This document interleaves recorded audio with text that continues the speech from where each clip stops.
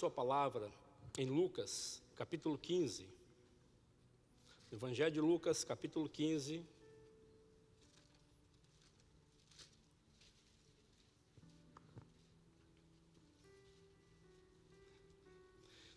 É tão interessante a sequência que Cristo coloca essas três parábolas, que nós podemos entender e ver o que Ele quer nos mostrar nessas três parábolas. A primeira parábola é a parábola da ovelha perdida. Todos conhecem essa parábola da ovelha perdida. E eu vou ler somente o versículo 6, de Lucas 15, versículo 6. Então, indo para casa, reúne os amigos e vizinhos, dizendo-lhes: alegrai-vos comigo, porque já achei a minha ovelha perdida. Digo-vos que assim haverá maior júbilo nos céus por um pecador que se arrepende, do que por 99 justos que não necessitam de arrependimento. Pai, eu quero te louvar. Peço, meu Deus, que nós possamos nos abrir. Que a tua palavra, Senhor, venha como um bisturi para tirar, Senhor, tudo aquilo de nós que não está de acordo ao Senhor. Que a tua palavra, Senhor, venha gerar em nós uma expectativa tremenda de mudança, uma expectativa tremenda, Senhor, de entrar na tua presença, não simplesmente como uma ovelha, mas entrar na tua presença como filho, em gratidão, em intimidade, em adoração a ti. Pai, em nome de Jesus, muito obrigado por esse momento, por esse tempo e por esta oportunidade. Em nome de Jesus. Amém. Deixe sentar. Essa semana, amanhã eu vou estar viajando, mas provavelmente amanhã não vou participar da live, mas na terça-feira eu vou. De manhã eu vou estar na live, à noite também vou estar. Na live dos homens, já falei com o pastor Douglas que eu vou estar também. E nós não vamos nos desligar da Bethesda, vamos estar em comunhão lá. E eu tenho vários projetos para quando chegar lá, mas eu sei que Deus vai fazer o melhor. Amém? Voltando para a palavra. Aqui, Jesus começa a contar a história de um homem, de um pastor. Ele tinha 100 ovelhas, perdeu uma. Ele foi pelos campos, pelas colinas, achou a ovelha. Pegou a ovelha, colocou junto com as outras ovelhas. Fez uma festa, mas a ovelha não participou da festa. Por quê? Se ela fosse participar da festa, ela ia ser o churrasco. Então, ele não participou da festa. Então, ele coloca uma outra parábola, a da dracma perdida. E o versículo 9 diz: e tendo achado, reúne as amigas e vizinhas, dizendo: alegrai-vos comigo, porque achei a dracma que eu tinha perdido. Esse texto vai falar de comunhão, de graça. Primeiro, Jesus fala de uma ovelha perdida, que ela não participa da festa. E depois ele fala de um momento de gratidão, de graça, onde uma pessoa, ela precisava daquela dracma para ser livre, para comprar a sua liberdade, porque sem ela, ela não conseguiria. Então ela deu uma festa. Por que eu posso dizer que é perigoso ser ovelha? Primeira visão que João Batista teve de Cristo, ele olhou e disse: eis o Cordeiro de Deus, que tira o pecado. Na visão de Israel, ovelha para sacrifício. E quando eu só tenho visão de ovelha de mim mesmo, em um momento, eu vou me tornar o sacrifício. Agora, quando eu encontro a gratidão, quando eu encontro esse tempo de comunhão, eu encontrei a graça. E encontrando a graça, tudo muda. Tudo é restaurado pela graça. Mas não adianta eu ainda ter a graça e continuar com o meu coração de ovelha, com a minha identidade de ovelha. Antes de entrar aqui, onde eu quero ministrar, por favor, vem aqui no Evangelho de João.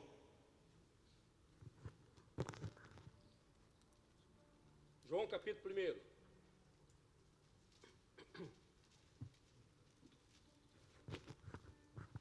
O Evangelho de João, ele é algo tremendo. Nós temos que entender que Deus, Ele não quer mais se relacionar com o povo, com a mentalidade de ovelha.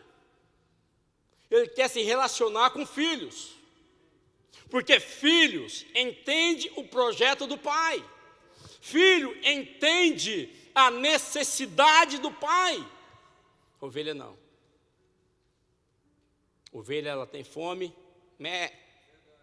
Tem sede, mé. Qualquer necessidade, ela vai pedir. Ela nunca vai entregar, mas ela só quer para si. Já conheceu algum irmão que fala: você vai orar? Ora por mim. Você vai jejuar? Olha, coloca a minha casa também no jejum. Lá na tua igreja, lembre-se de mim. O Evangelho de João, capítulo 1, versículo 11 e o 12. O 11 diz assim: veio para o que era seu, isto é, para o povo judeu. E os seus não o receberam. Agora entra aqui você, entra eu. Mas a todos quanto o receberam, deu-lhes o poder de serem feitos ovelhas de Deus. Feitos? Filhos. Por que filhos? Porque filho não é gerado. Filho não é gerado na necessidade. Filho é gerado na intimidade. E ele começa a dizer: ao saber, aos que creem em meu nome, os quais não nasceram do sangue, nem da vontade da carne, nem da vontade do homem, mas de Deus. Olha que coisa tremenda. O apóstolo Paulo, melhor, Lucas, o médico, ele diz que eu e você, nós não nascemos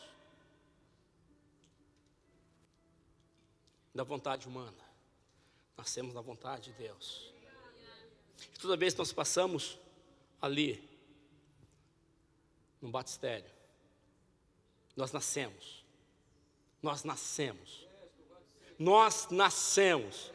para o projeto de Deus. E não é um projeto de derrota, é um projeto de vitória. É um projeto aonde eu vou conquistar coisas que eu nem sabia que ia alcançar. Volte lá, por favor, no texto de Lucas, capítulo 15. E nós vamos entrar, falar sobre identidade perdida, e falar sobre a casa do Pai. Aqui em Lucas capítulo 15, versículo 11, Jesus começa a falar de uma parábola.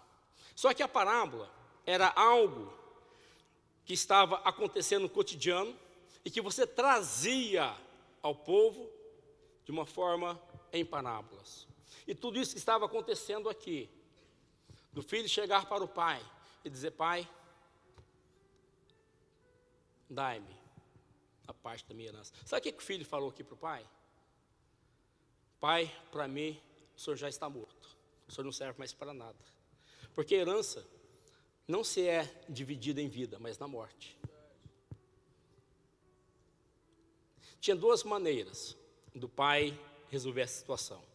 Primeiro, ele ia reunir os anciões que ficavam na entrada da cidade, levaria o filho: olha, esse filho foi rebelde, e ele simplesmente me pediu a herança.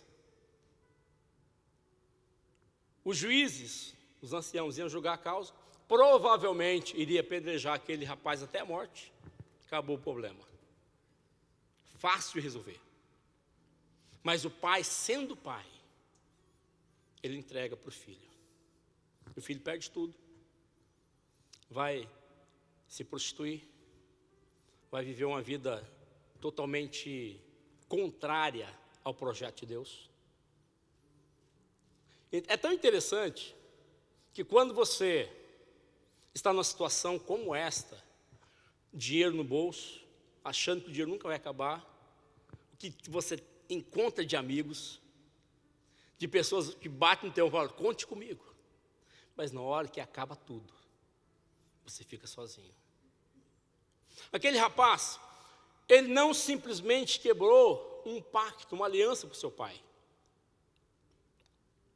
com a casa do pai. Ele quebrou uma aliança com Deus. E quando nós quebramos a aliança com Deus, nós perdemos um referencial de quem nós somos. Para o judeu, era algo proibido se aproximar de um porco. E o que esse rapaz foi fazer? Oi? Não somente alimentar com os porcos. Ele tinha que dormir com os porcos. Ele vivia com os porcos, porque ele era pastor de porcos.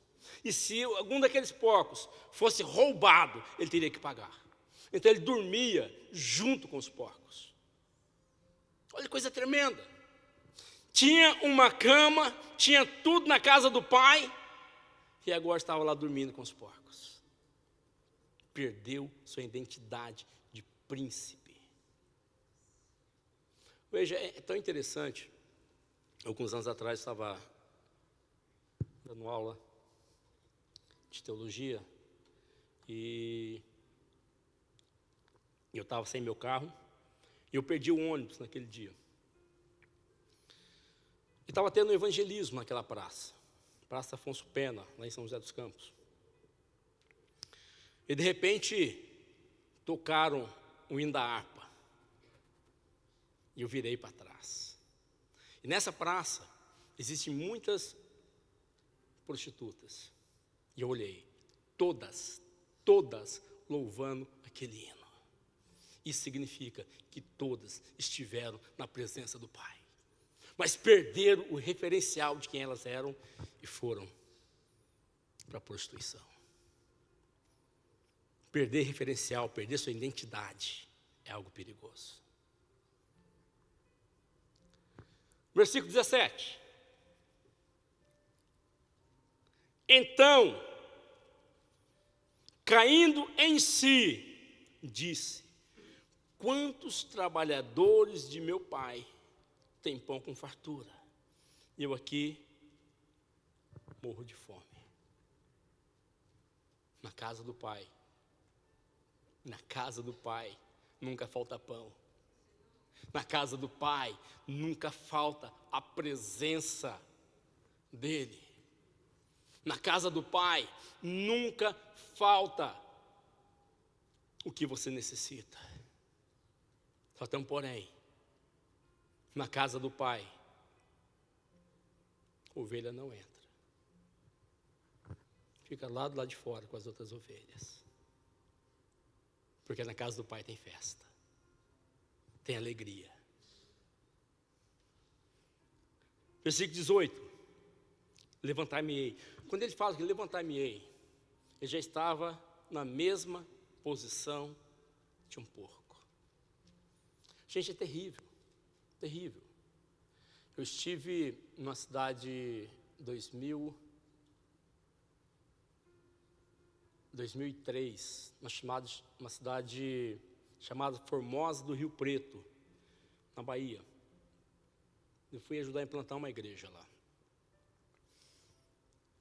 E fui num lugar lindo, coisa mais linda.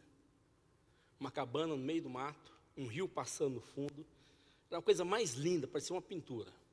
E ali tinha um pai e 2 filhos. E nós chegamos ali, todos os 3 nu, dormindo em cima das suas próprias fezes. E nós começamos a ministrar com aquelas pessoas da importância de voltar para a casa do Pai. À tarde, antes de ir embora, eles já estavam vestidos. Nós limpamos a casa. Mas, amados, este rapaz, ele se identificou tanto com os porcos, tanto, que ele já estava na mesma situação de um porco. E quando ele se levanta, a primeira coisa que ele diz: irei ter com meu pai. Ele direi: Pai, pequei contra os céus e diante de ti. Já não sou digno de ser chamado teu filho. Trata-me como teu empregado. E ele se levantou e foi andando. Com esta mentalidade: eu vou chegar lá e falar: Pai, eu não tenho mais nenhum direito. Eu não tenho mais nada. Eu só quero, Pai, que o Senhor me receba em tua casa. Quem já passou perto de um chiqueiro aqui? O cheiro é gostoso, não é? Oi, não é não? Agora imagine você dormir com os porcos. Imagine você estar ali, vivendo naquele ambiente. E mais, tem um agravante tremendo ainda aqui. E levantando foi ter com seu pai. Vinha ele ainda longe. Quando seu pai o avistou, compadecido dele, correndo, o abraçou e o beijou. Você beijaria alguém com esse cheiro de porco? Abraçaria e beijaria? Sim ou não? Por que não? Porque ele não é teu filho. Se ele fosse o teu filho, você faria igual esse pai. Você o abraçaria, você o beijaria, sem se importar com aquele cheiro. Porque aquele cheiro, sendo lavado, sai. Sai aquele cheiro.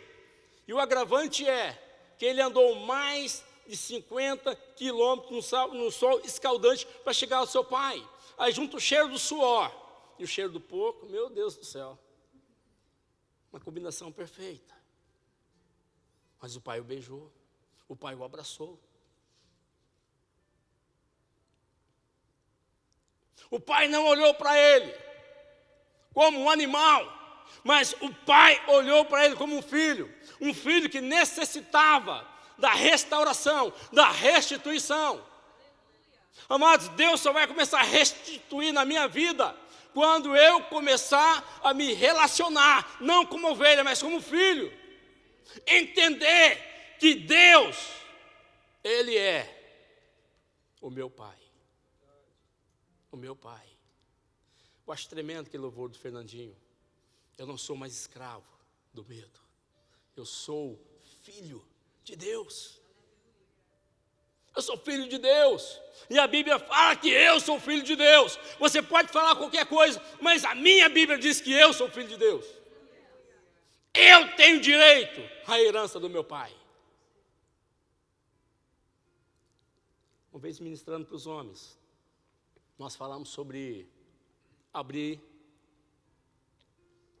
as portas do céu e fechar as portas do inferno, ou abrindo as portas do inferno e fechando as portas dos céus. É nós que decidimos. É nós que decidimos. Falei um pouquinho de Elias. Elias olhou e falou: olha, segundo a minha palavra, não choverá. E não choveu. Durante 3 anos e meio. Depois Elias ora: Senhor, manda chuva. E choveu. Aí vem Josué, vai guerrear.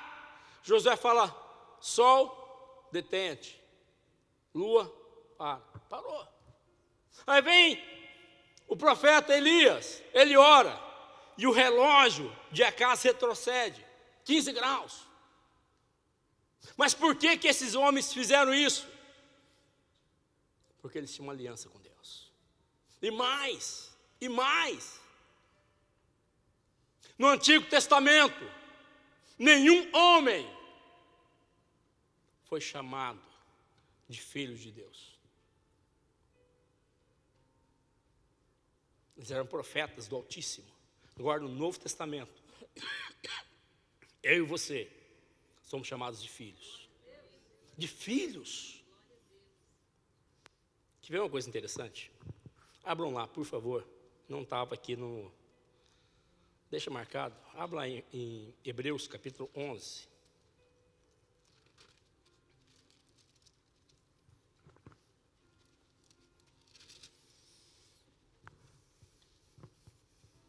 Hebreus, capítulo 11.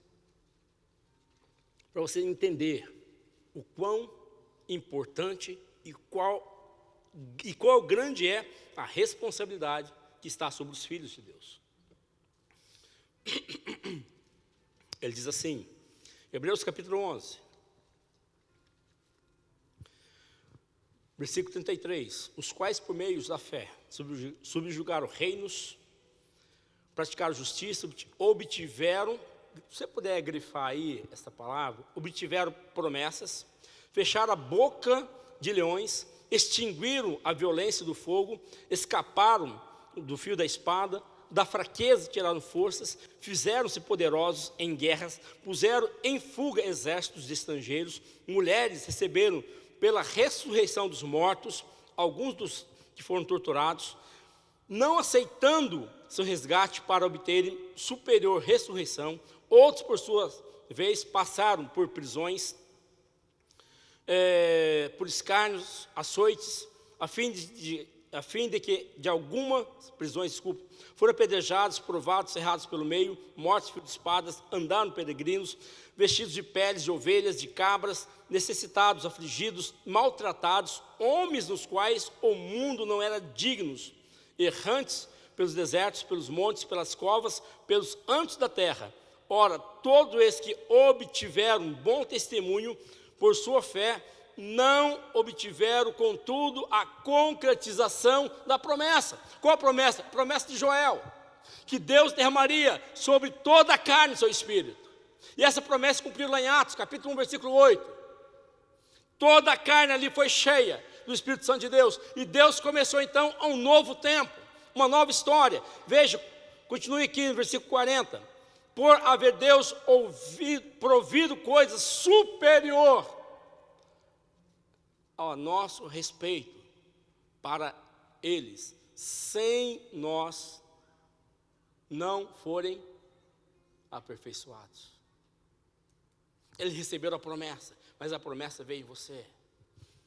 Se Elias orou e não houve chuva,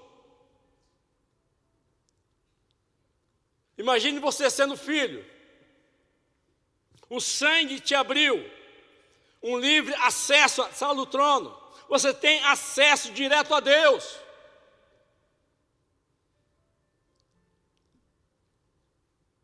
Mas quando eu perco a minha identidade, volte lá por favor em Lucas, quando eu perco a minha identidade, eu perco o meu referencial de Deus, eu perco o temor do Senhor. Sabe, nós falamos que na parábola das 100 ovelhas, o pastor colocou ela no ombro, isso mostra que ele tinha um relacionamento com ela, mas não tinha intimidade. Eu posso ter um relacionamento com Deus e não ter intimidade. Na parábola da dracma perdida, ele vai falar da graça. Eu posso ter relacionamento, passar pela graça e não ter intimidade com Deus também. Vou ilustrar de uma forma interessante. Posso, pastor? Pastor, por favor, vem cá, o senhor, o Nicolas e o pastor Douglas.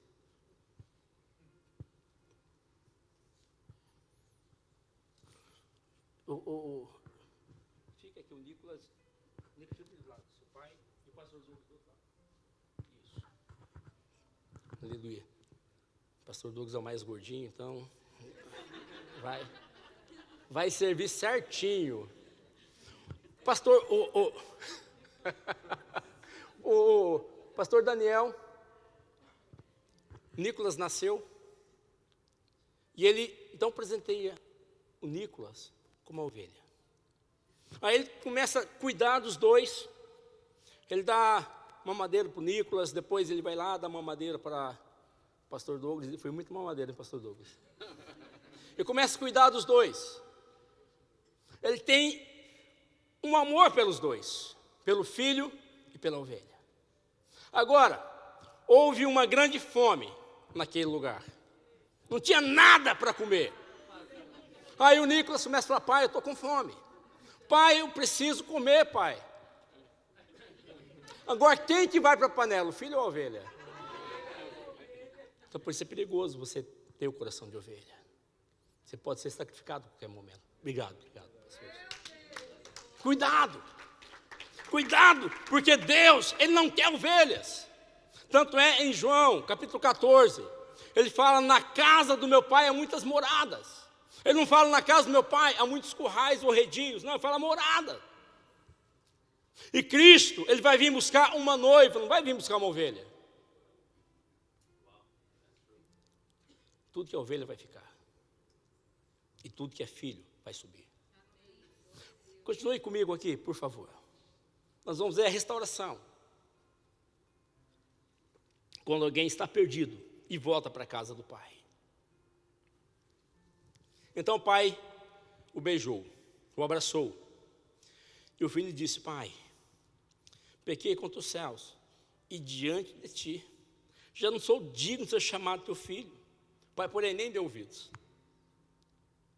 O pai, porém, lhe disse aos seus servos: trazei depressa a pior roupa. Não? A roupa média. Qual que foi? Mas para um pouquinho. Alguém coloca a melhor roupa em quem está sujo? Então antes, o pai deu um banho nele. E a Bíblia fala que a palavra nos lava. A palavra nos limpa. Então ele foi limpo pela palavra. E veio uma roupa. Aquela roupa significava que ele estava novamente debaixo da cobertura do pai. Ele não estava descoberto, mas ele estava coberto pelo pai. A responsabilidade agora era do pai, de cuidar daquele rapaz novamente. Segundo ponto, o pai, porém, diz: traz a melhor roupa, vestiu-o e põe um anel nos dedos. O anel simbolizava, todo o anel tinha a marca de um clã, e somente os príncipes usavam um anel com o clã da família, para dizer que ele era chefe naquela casa. E o pai estava restituindo sobre aquele filho, que ele, a partir daquele momento ele se tornava príncipe na casa do pai. Um anel significa comunhão, relacionamento. Quando um jovem começa a namorar, a primeira coisa que ele faz é colocar um anel de compromisso. Um anel de prata. Vai evoluindo, uma aliança de ouro, aí já começa a ficar sério a situação. Mas tudo começa com o anel. O anel é intimidade, é relacionamento restaurado. E mais, sandálias nos pés. Ele já estava vestido, cobertura do pai, o anel no dedo. Por que sandália nos pés? Porque somente escravos andavam descalços. E o pai está dizendo: esse aqui não é mais escravo, ele é livre.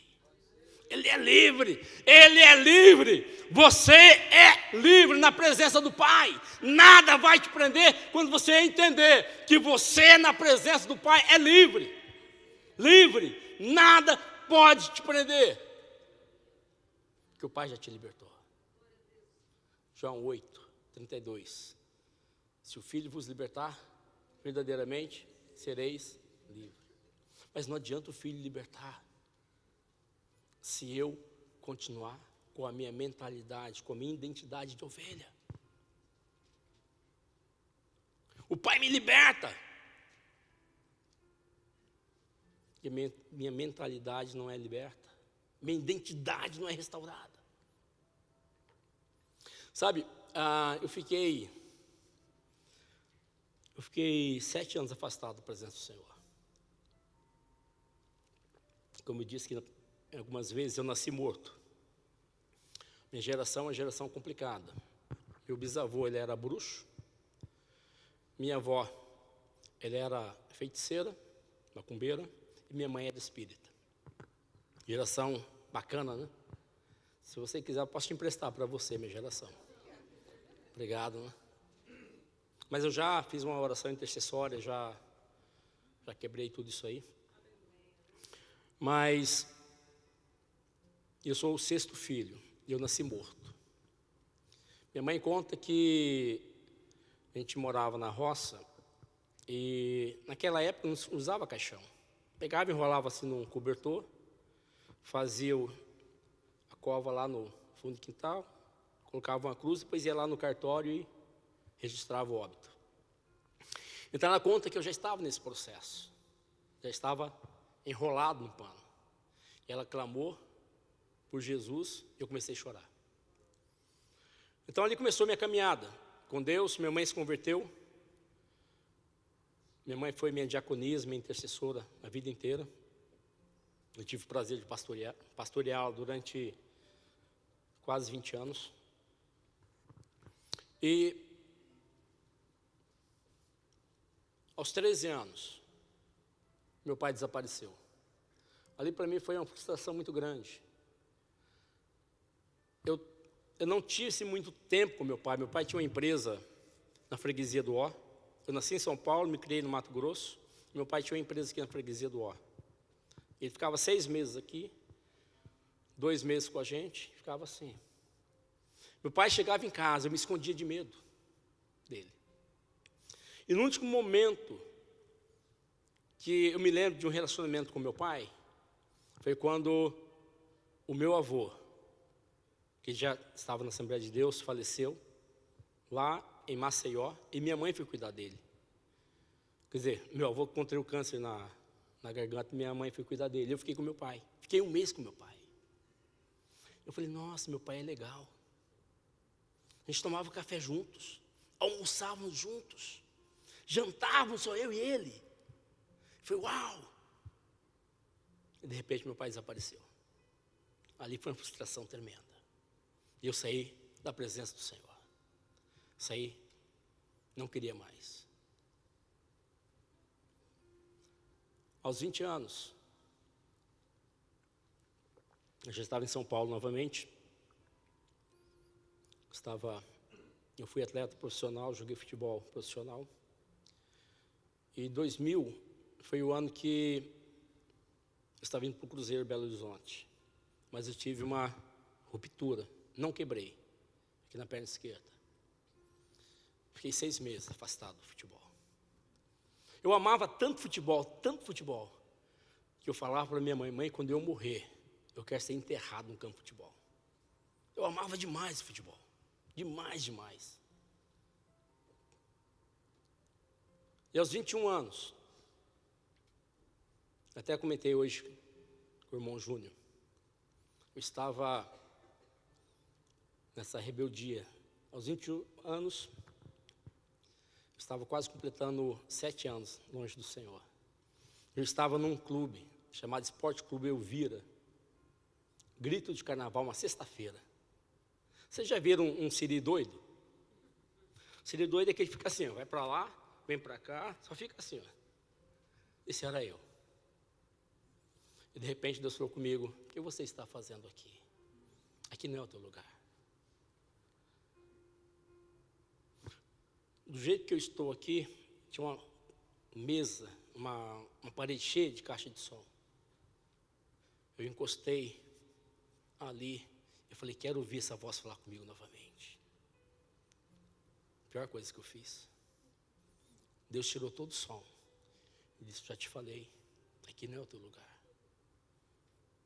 E ali eu voltei para a casa do Senhor. Mas eu fui para tudo quanto é igreja que eu conhecia. Fui para a Assembleia de Deus. Chegava lá, a voz falava, não é aqui que eu te quero. Eu falava, Senhor. ia para quadrangular, e falava, não é aqui o teu lugar. Fui para todo tipo de igreja pentecostal que eu conhecia. Falei, Senhor, já fui em todas as igrejas que eu conheço. Olha como que Deus faz uma coisa interessante. Minha casa, a casa do pastor e uma igreja pequenininha. Tradicional. Tradicional. O único instrumento que tinha era um órgão. E Deus falou que ali era o meu lugar. Eu falei, não, Senhor, o senhor está errado. Eu sou pentecostal. Eu gosto de pular, Senhor. Não é o meu lugar, o senhor está errado. Como se Deus errasse, né? Aí saiu, hoje ela é pastora. Ela dirigiu o louvor. Ela saiu e falou assim, jovem, Deus manda te dizer que aqui é o teu lugar. Eu falei assim, uau, igreja tradicional, profetizando sobre a minha vida. Eu fiquei ali. E ali aquela igreja começou o avivamento. Começou um avivamento. Tinha 25 pessoas. Hoje tem 300 pessoas. E eu participei do avivamento daquela igreja. Eu ajudei a formar pastores dentro daquela igreja.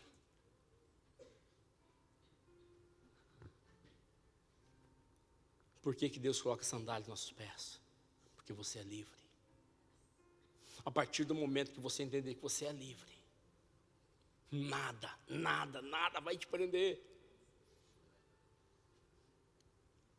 Engraçado que nós falamos, a igreja é a casa de Deus. Sim ou não? Se a igreja é a casa, uma casa tem que ter pais. Quem que são os pais? Quem são os nossos pais espirituais? Quem? Não, vocês estão tão tímidos. Quem? Não, vocês estão tímidos ainda. Quem? Eles são seus líderes espirituais. Eu tenho, lá em São Paulo, o apóstolo Jéssica Cardoso, tudo que eu faço, ele sabe. Ele me abençoa. Ele é meu pai espiritual. Ligo para ele e falo, olha, eu estou voltando para o Brasil, pai. Ele, eu te abençoo, meu filho, que Deus te guarde, Deus, pai, eu vou ministrar ali, me abençoa. E eu moro da minha casa. A casa dele está 1 hora.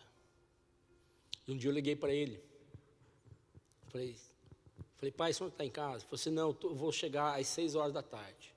Eu falei assim, tá bom, eu vou levar um negócio para o senhor aí. Aí minha mãe era boa de cozinhar. Eu falei, mãe, faz um bolo de laranja para mim. Ela fez um bolo de laranja.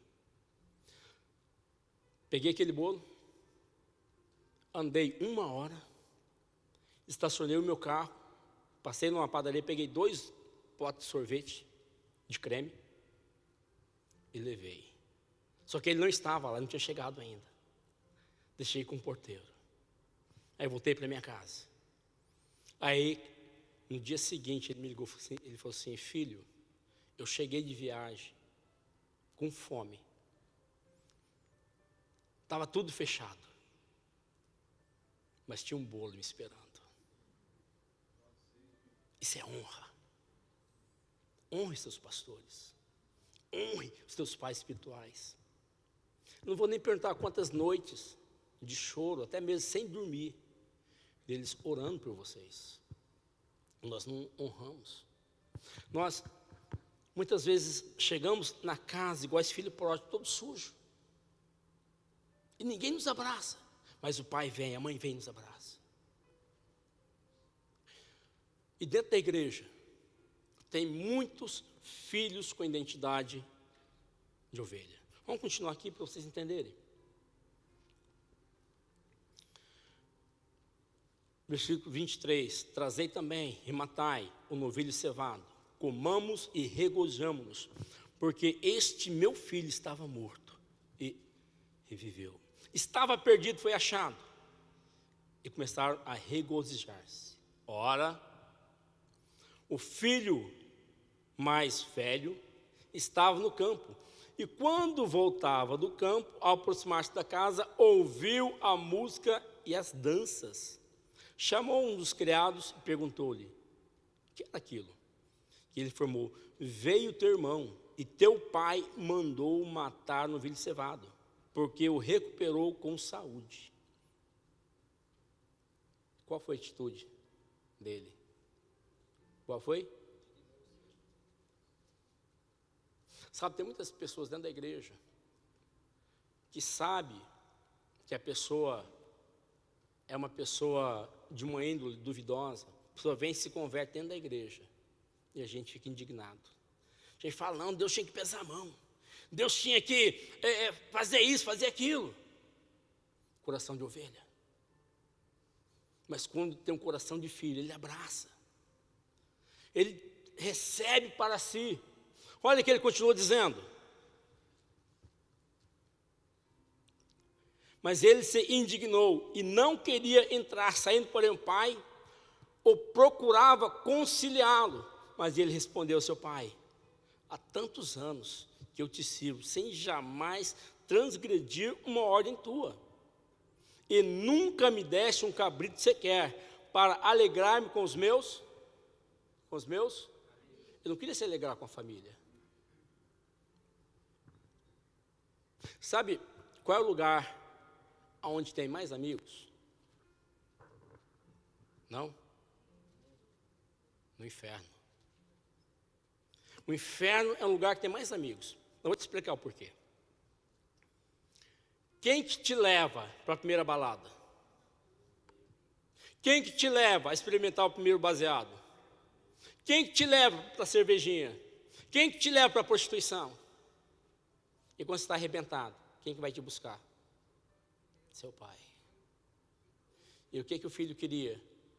Não, pai, não quero. Eu estou dentro da tua casa, eu te sirvo, mas eu não quero me relacionar contigo. Eu quero os meus amigos. E quantos nós estamos dentro da igreja e os amigos lá fora é mais importante do que meu irmão aqui dentro? Ainda bem que essa é a minha última ministração aqui. Graças a Deus. Graças a Deus. Se Deus permitir, daqui 5 anos eu quero voltar. Eu até brinquei com ele, ele não veio. Irmão Joaquim. Falei: irmão Joaquim, quando eu voltar, eu vou ter o prazer de chamá-lo de pastor Joaquim. Eu falei com ele hoje. Mas, amados, Deus, ele quer mudar a nossa mentalidade, a nossa visão de pai. Voltando, eu e meu pai, meu relacionamento com meu pai. Então, meu pai ficou desaparecido. E quando eu me converti, Deus começou a trabalhar comigo essa questão de paternidade. Deus começou a falar forte comigo em relação ao meu relacionamento com Ele. Porque Deus, Ele não queria simplesmente me ter como ovelha, Ele me queria como filho. É tão interessante, pastor Daniel. O ano que vem eu faço 30 anos de ministério pastoral, dia 6 de junho, 30 anos. E quando Deus me chamou, eu tinha 2 causas que era para mim impossível. Até comentei com os homens na sexta-feira. Eu tenho uma irmã, que ela era brava demais. Eu falei assim: eu quero ver minha irmã casada. E mais, eu quero ver minha mãe também casada, Senhor. Se isso acontecer, eu vou te servir. Deus falou assim: é fácil. Minha irmã está casada até hoje. Tem 2 filhos. Ela casou com o meu melhor amigo. O rapaz que juntava eu e ele para bagunçar nos acampamentos.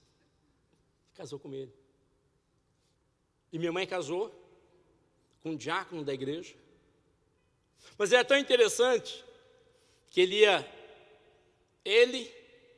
a mãe dele e minha mãe. Ficava sentado, ele aqui, a mãe dele aqui e minha mãe aqui no meio. No lado. Sabe o que eles faziam? Louvavam os hinos da harpa, oravam, tomavam café e se despediam. Esse era o namoro deles. Coisa tremenda. Minha mãe faleceu 2 anos e 4 meses atrás. Eu eu estando aqui. O meu velhinho, meu padrasto, ele está muito mal no Brasil. Foi internado algumas vezes. Algumas semanas o coração dele está a 65. Ele foi internado, o coração dele estava a 128. Mas, em relação ao meu pai ficou desaparecido. Aí eu estava vindo de uma ministração que eu estava fazendo, acho que foi no Rio de Janeiro, e minha irmã me liga. Falou assim: Pedro, eu acho que eu achei o pai. Me mandou uma foto. Eu falei assim: velho, é o pai. Ele estava lá em Roraima. 34 anos depois, ele estava lá, num asilo. Trouxemos ele para cá. Eu falei assim: pai, me perdoe por tudo. Me perdoe, porque eu não entendia e não te conhecia. Meu pai ainda viveu 6 anos conosco. Eu levava ele para almoçar, levava ele para jantar, tomava café com ele, porque eu tinha sido restaurado pelo Senhor. Minha paternidade estava curada. Eu consegui me relacionar com Ele, me relacionar com Deus. Quando eu dou umas pisadas na bola, eu falo: Senhor, me perdoe, meu pai. Me perdoe, porque eu, como filho, ainda estou sendo transformado. E eu peço perdão ao Senhor. Então não seja como esse filho pródigo. Ou melhor, como o irmão mais velho dele, que era aquele que devia recebê-lo. Não despreze. Não age com indignidade. Principalmente quando você souber que alguém, um prostituto, uma prostituta, um ladrão. Eu estava vendo um homem, ele era o homem mais tatuado do Brasil, não sei se alguém viu na internet. Tinha tatuagem, onde vocês imaginar, no rosto. Satanista. Ele se converteu ao Evangelho. Aí mostrou o processo dele para tirar todas aquelas tatuagens do rosto com laser. E era dolorido. Ele tirou tudo. Hoje ele é um pastor. Sabe, um filho pródigo, quando ele entra na casa do pai, o pai restaura. O pai cura, o pai liberta. Mas os irmãos também têm que passar por esse processo de receber, de curar, de libertar. Não adianta o pai o receber, a mãe o receber, mas a igreja tem que o abraçar. Porque você já não é mais escravo. Deus te deu uma cobertura nova. Deus colocou uma aliança no seu dedo. E Deus pôs uma sandália nos seus pés. Só tem um homem na Bíblia que Deus mandou tirar a sandália dos pés. Vocês lembram de quem foi? Moisés, lá em Êxodo 3. Deus disse: Moisés, tira a sandália dos seus pés, porque a terra que você está é santa. Porque Deus estava ali. O que Deus estava falando para Moisés? Moisés, a partir de hoje, eu te chamo para me servir. Mas o filho pródigo, Deus fala: não, eu não te quero como escravo. Eu quero te libertar. Eu quero te curar. Eu quero te promover. Quanto nós necessitamos ser promovidos pelo Senhor. Quero te convidar a vir ao altar.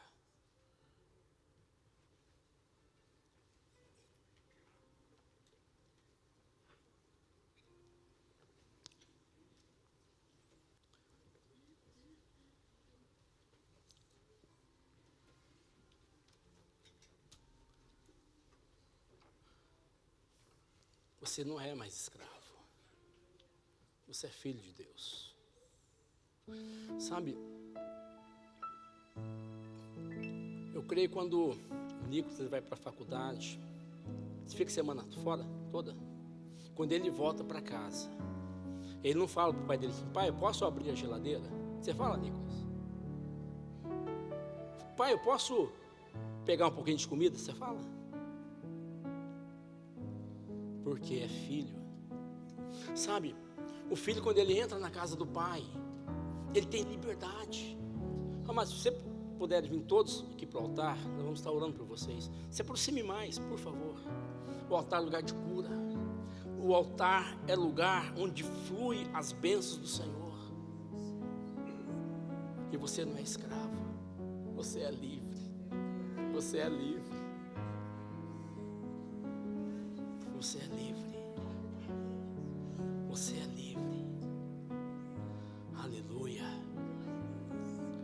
Nós vamos fazer 2 orações. Eu queria convidar a pastora Gel para fazer uma oração para libertar as nossas mentes de tudo o que tem nos separado do Senhor.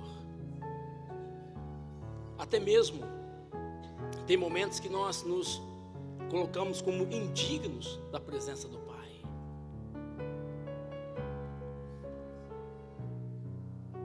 Olha que louvor lindo que está sendo tocado. Eu quero estar na casa do Pai. O pastor Angel vai estar orando, libertando a sua mente. Se você puder, coloca a mão na sua cabeça.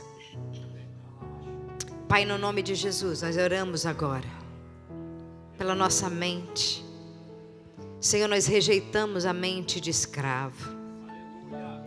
Senhor, Tu, quando tiraste, Senhor, Israel do Egito, Senhor, o seu trabalho com aquele povo era tirar uma mentalidade de escravo, Senhor. Pai, nesta hora eu quero clamar pelo Teu povo, Senhor. Senhor, porque Tu sabes quantas coisas o inimigo traz na mente, Senhor, para que os Teus filhos não pensem, Senhor, e não achem, Senhor, que eles são amados por Ti, Pai amado. E eu cancelo agora toda mente escrava, toda mente de ovelha que só quer as mãos e não quer o relacionamento, que só quer aquilo que Deus possa fazer, mas não quer um relacionamento. Pai, no nome de Jesus, muda a nossa mentalidade. Senhor, como foi ministrado essa noite, Senhor, quebra os raciocínios errados. Destrói, Senhor, os raciocínios antigos, Senhor. Os traumas, Pai, que os pais da terra, que as mães terrenas causaram. Tudo aquilo que foi causado, Senhor, levantado na nossa infância. Senhor, que nos impede de ver o Senhor como um Pai, como um Deus que nos ama, Pai querido. Pai, é no nome de Jesus. Como Teu filho disse sobre o pai dele, eu também, Senhor, Tu sabes que eu precisei ser restaurada, porque o meu pai era um homem violento, Senhor, mas o Senhor também teve que me curar. Então cura o Teu povo esta noite, cura as mentes, ó Pai, porque Tu sabes, Senhor, o que eles passaram dentro de suas casas, na sua infância, todo o abandono, toda a orfandade. Senhor, nós cancelamos agora